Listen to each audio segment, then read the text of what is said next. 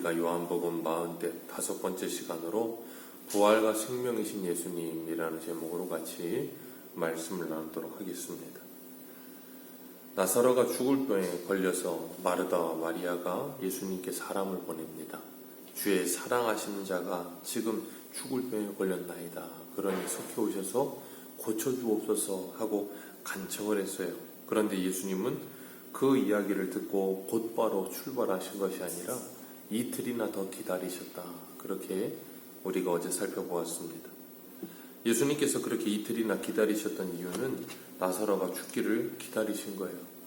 그리고 예수님께서 17절에 가보니 나사로가 무덤에 있은지 이미 나으리라 그랬습니다.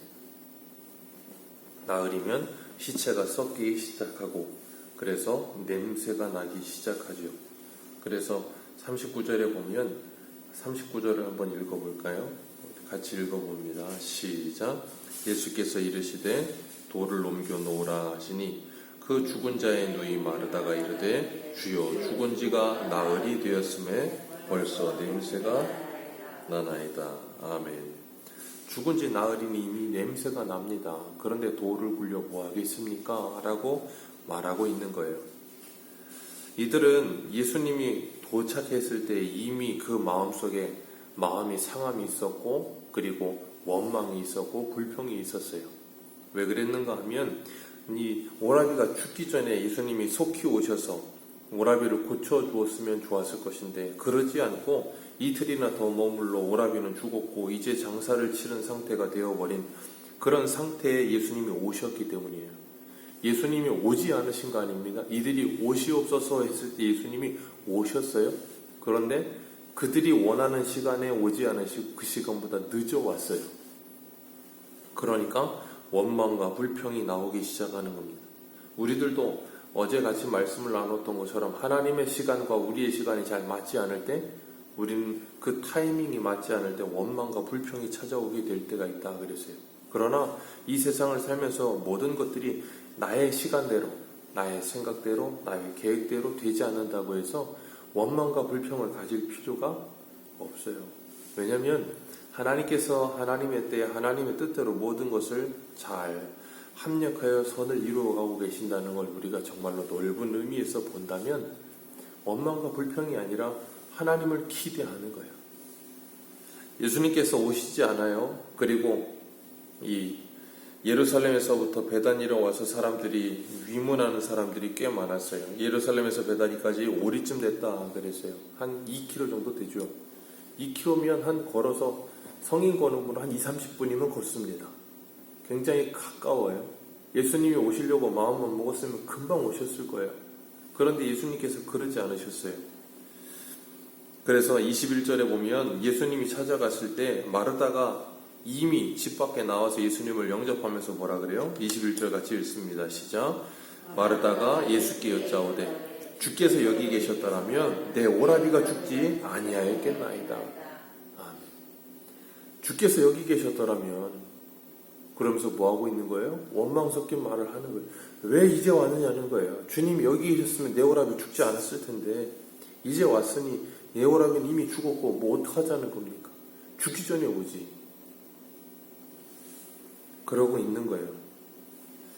우리가 잊지 말아야 될 건 무엇인가 하면 예수님이 거기에 오셨더라면 정말 나사로는 죽지 않았을까? 아니라는 거예요. 예수님은 나사로를 통해서 뭐 하시기 위하셨다 그랬어요? 하나님과 그 아들의 영광을 위하여 그렇게 말씀하시고 너희들이 그 이 표적을 통하여 너희들이 믿게 하기 위하여 라고 말씀하시면서 나사로를 통해서 예수님이 부활을 가르치고 계시는 거예요. 그렇기 때문에 나사로는 여기서 부활했지만 또 어떻게 돼요? 죽습니다. 그리고 나사로뿐 아니라 예수님과 함께 했던 사람들도 다 뭐예요? 어려움을 당하고 힘든 일을 당하고 죽습니다. 예수님께서 분명히 승천하시면서 뭐라 그러셨어요? 내가 세상 끝날까지 너희와 항상 함께 있을 것이니라. 임마누엘 할 것이다 라고 말씀하셨어요. 그리고 정말로 제자들과 함께 하셨습니다. 그런데 야고보는 헤롯에게 순교했죠. 세례 요한도 순교했죠.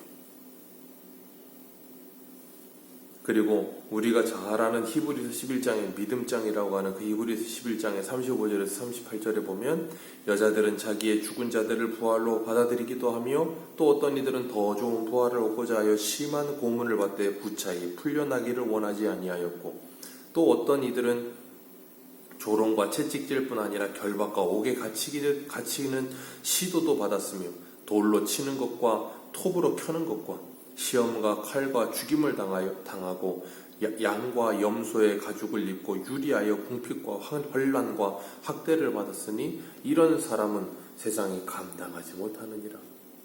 그런 사람들은 어떤 사람들이에요? 로마서 8장에 말하고 있는 우리를 사랑하시는 이로 말미암아 우리가 넉넉히 이기느니라 하는 사람들. 그 어떤 것도 우리를 하나님의 사랑에서 끊을 수 없느니라 하는 사람들. 그 어떤 것도가 뭐예요? 사망이나 기근이나 전쟁이나 거기 나오는 게 수많은 것들이 있잖아요. 그 어떤 것도 우리에게 찾아온다니까요.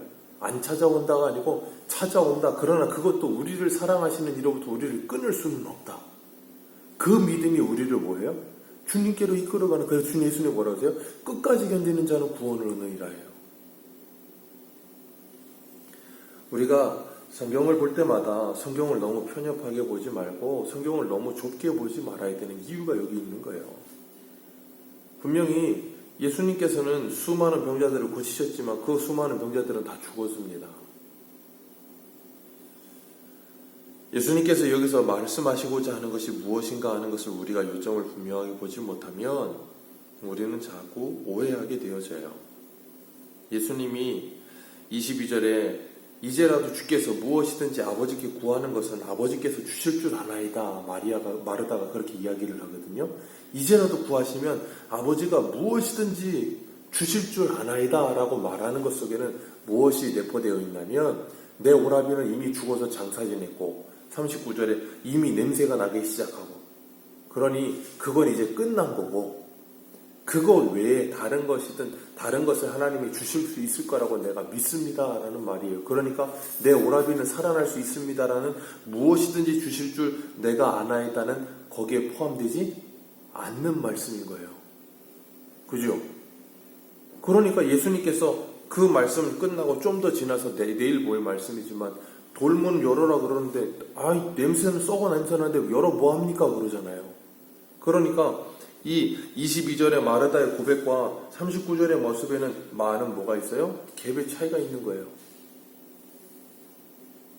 그리고 주께서 무엇이든지의 그 무엇이든지는 제약이 있는 무엇이든지가 되어버리는 거예요.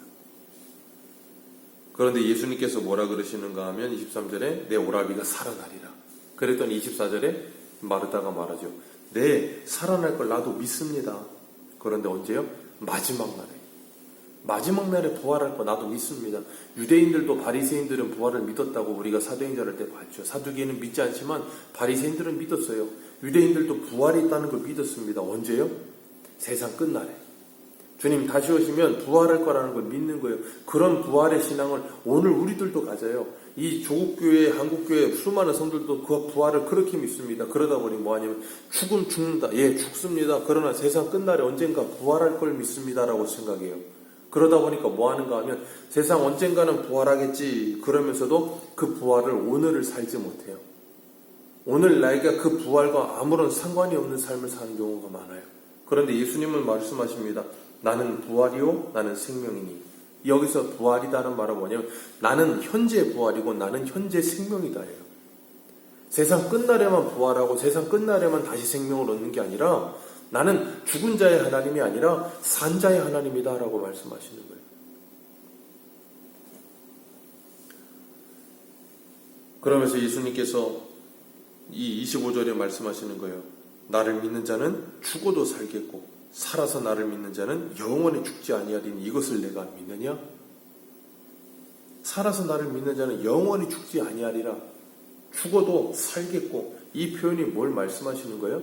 나는 부활이요 생명이니 나와 함께 있는 자는 죽어도 살아있고 살아있는 자는 영원히 죽지 아니라. 여기서 이 죽고 산다는 문제에 있어서 여기서 뭘 이야기하는 거냐면 육체에 죽고 사는 문제를 말씀하고 계시는 게 아니에요.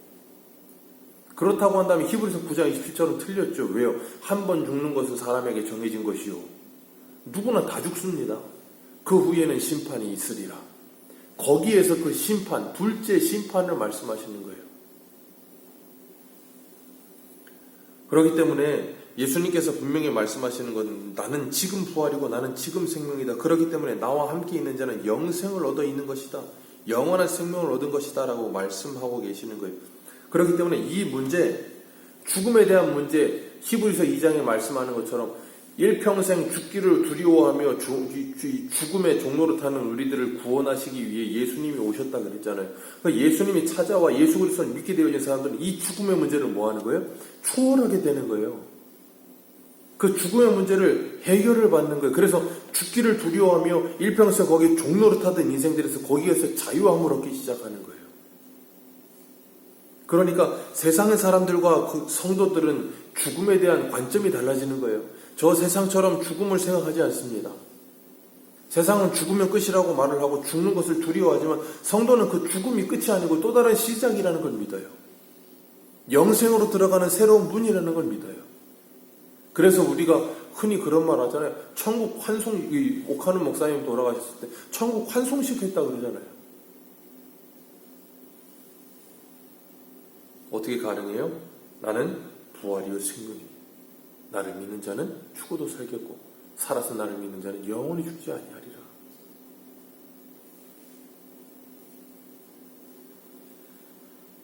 그렇기 때문에 요한복음 5장 24절에서 29절에 내가 진실로 진실로 너희에게 이르노니 내 말을 듣고 나 보내신 이를 믿는 자는 영생을 얻었고 심판에 이르지 아니하나니 사망에서 생명으로 옮겨졌느니라. 영생을 얻었고 사망에 이르지 않으니 그게 뭐예요? 심판에 이르지 않는다 그 말이에요. 그렇기 때문에 우리들은 이 땅을 살아가면서 뭐하게 되는가? 그 영원한 나라에 대한 소망을 가지고 살면서 히브리서 11장에 우리가 읽었던 것처럼 세상을 감당하지 못하는 사람들이 이 세상을 사는 거예요. 근데 오늘날은 세상이 너무나도 감당하기 쉬운 세상이 되어버려서 교회가 성도가 세상이 너무나도 감당하기 쉬운 사람들이 되어버려서 왜요? 세상이 두려워하는 걸 똑같이 두려워하며 살아요. 그러니까 세상이 조금만 이렇게 이렇게 겁을 주면 알아서 누워 있어요. 무서워서 일어나 있지 못해요. 세상보다 더 오히려 겁이 많고 세상보다 더 두려워하고 세상보다 더 힘들어하니. 주님 말씀하세요. 요한복음 5장에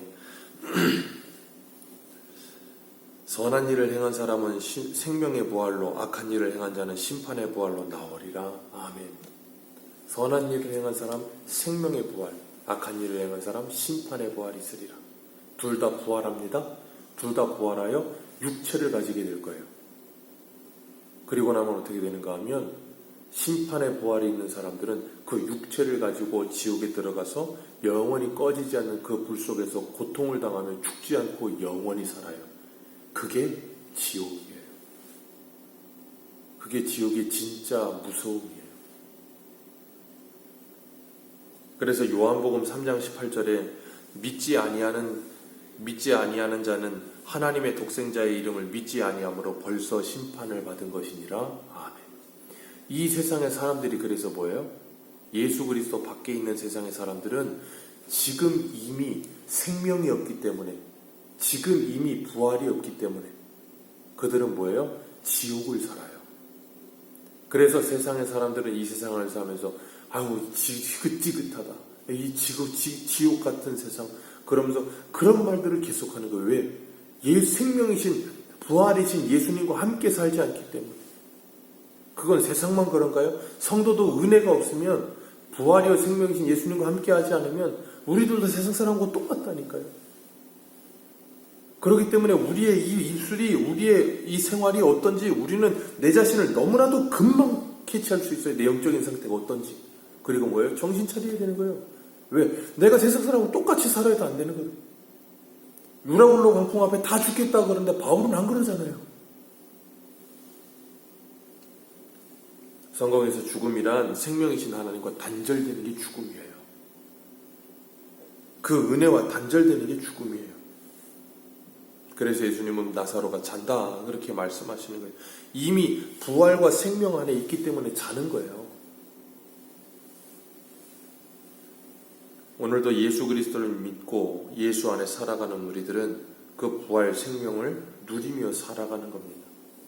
그래서 26절에 주님이 이렇게 말씀하시는 거예요. 네가 이것을 믿느냐? 네, 내가 믿나이다. 그리고서 39절에 뭐라 그래요? 나는 지금 부활이고 나는 지금 생명이다. 네 오라비가 살아날 것이다. 믿느냐? 믿습니다. 그런데 39절에 예수님이 돌을 굴려라 그랬더니 뭐라 그런다고요?